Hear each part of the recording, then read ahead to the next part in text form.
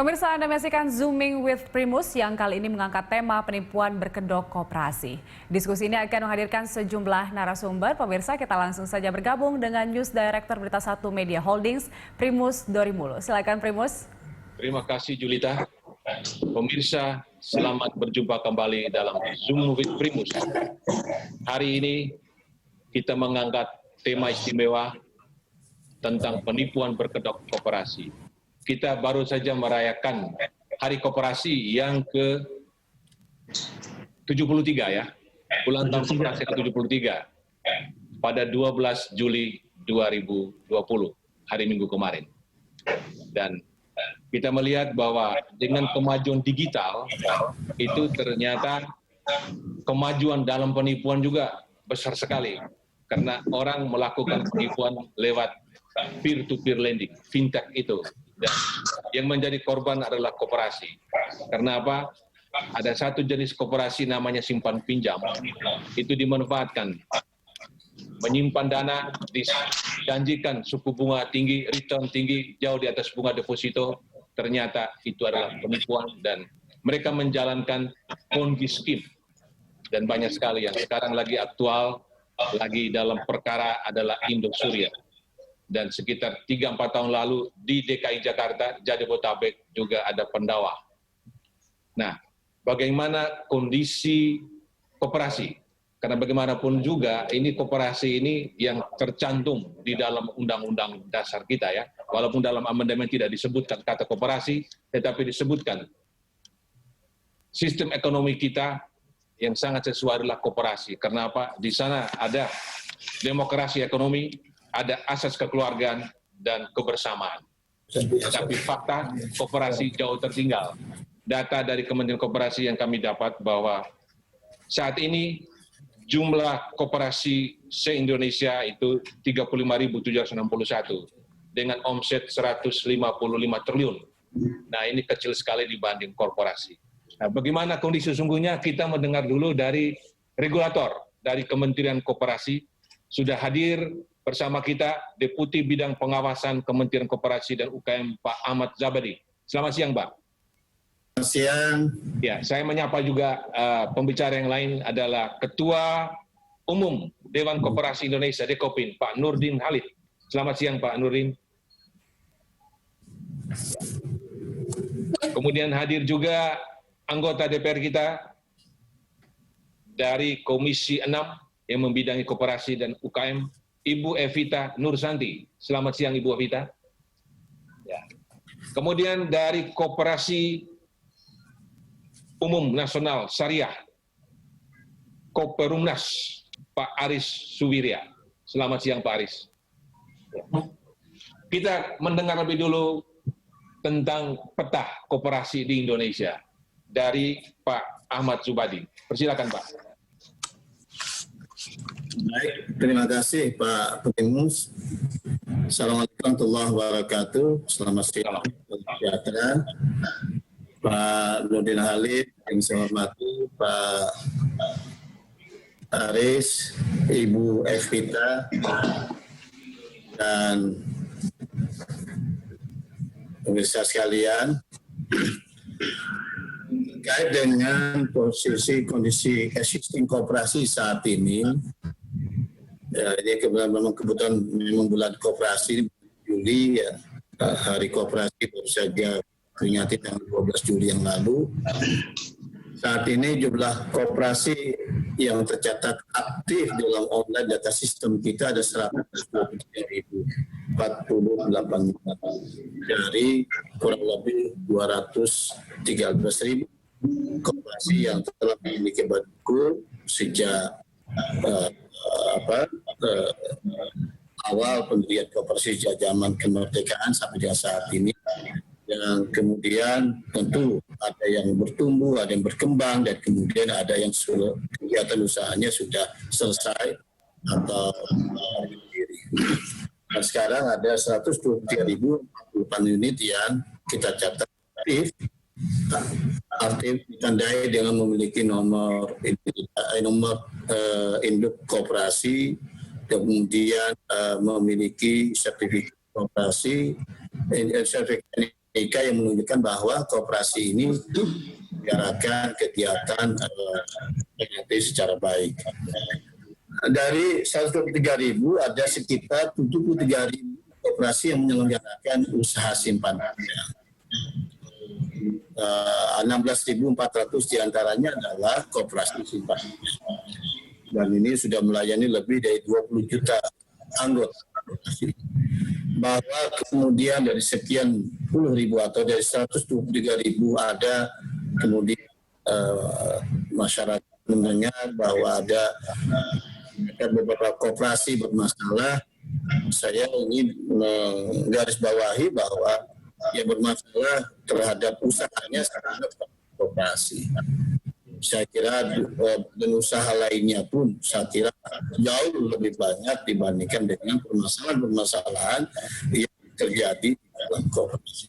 Tidak berarti bahwa di koperasi tidak ada masalah, artinya kemudian dapat eliminir hal-hal yang memang secara potensial terjadi masalah dalam koperasi. Tetapi saya ingin mengajak kita secara proporsional karena sejauh ini khususnya saya kira ini terkait dengan kegiatan usaha simpan pinjam. Berdasarkan data pelaku UMKM kita itu baru sekitar 13% yang terakses dengan lembaga keuangan perbankan. Lebih dari itu belum terjangkau dari layanan pembiayaan dalam lembaga formal perbankan. Dan mereka inilah yang kemudian sebenarnya para pelaku usaha yang sangat berjasa dalam perekonomian kita, yaitu sektor para pelaku ultramikro dan mikro yang sebagian besar kebutuhan pembiayaannya dilayani oleh koperasi. Bahwa kemudian ada kita mendengar tadi sebuah pegawai, kemudian ya saya ingin garisbawahi kita lihat bahwa kasus yang terjadi dari koperasi, kita lihat keberadaan koperasi ini sebagian ya adalah koperasi-koperasi yang berada dalam konglomerasi. Apa maknanya ini? Saya ingin menggarisbawahi bahwa ide dasar dugaan koperasi adalah memakmurkan dan kesejahteraan bersama. Sementara ketika kemudian ada satu grup melakukan pembentukan koperasi, kita patut mengkritisi bahwa apakah memang nawaitunya dalam rangka untuk mengembangkan demokrasi ekonomi, memakmurkan, menjahatkan bersama, atau justru sebaliknya. Ini yang saya kira poin penting untuk kemudian kita tidak secara prejudis menganggap bahwa koperasi seolah-olah dari sebuah problem pembiayaan masyarakat. Saya kira begitu. Baik Pak Ahmad, menarik Pak. Kita kepingin dengar dari Pak Nurdin Halid Pak. KUD Inkut Dekopin. Jadi ini kan pada zaman Orde Baru, KUD itu favorit Pak. Seluruh Indonesia pertanian itu KUD bergandengan dengan Dolok ya, dan maju. Tapi sekarang bagaimana kabar KUD? Silakan Pak Nurdin. Hidupin dulu Pak, hidupin. Unmute dulu. Ya, silakan Pak. Udah. Terima kasih Pak Primus. Assalamualaikum warahmatullahi wabarakatuh. Waalaikumsalam. Satu semua. Yang saya hormati Ibu Epita, anggota DPR RI. Pak Ahmad Sabadi, Deputi Pengawasan Kementerian Koperasi. Yang saya hormati Pak Aris Surya, Ketua atau Pengurus Koperasi Umum Syariah. Saya pertama-tama memberikan apresiasi yang sangat tinggi kepada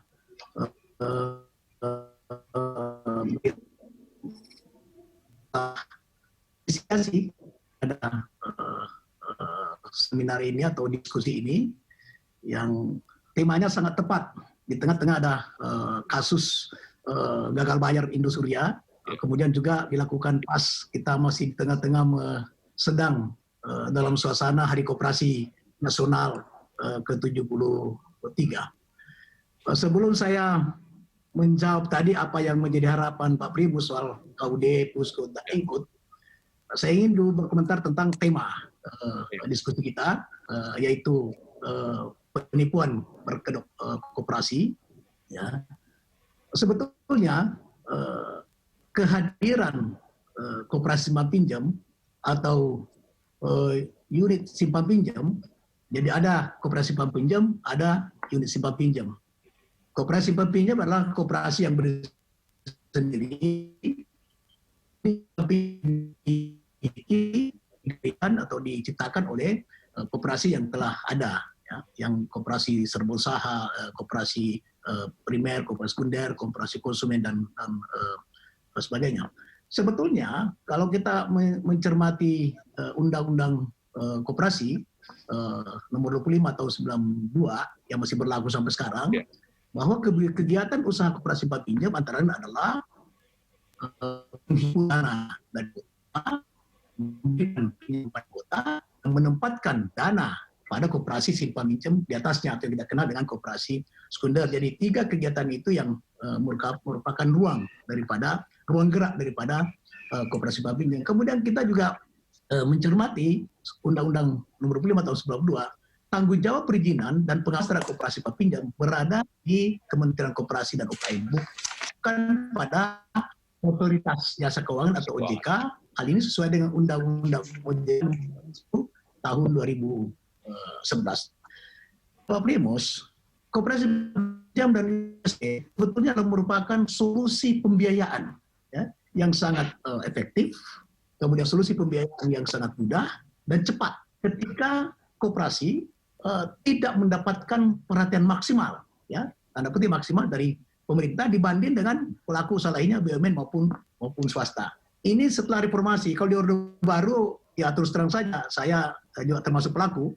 Nah, koperasi itu mendapatkan ruang, mendapatkan perlindungan, yang mendapatkan perlakuan khusus dari pemerintah.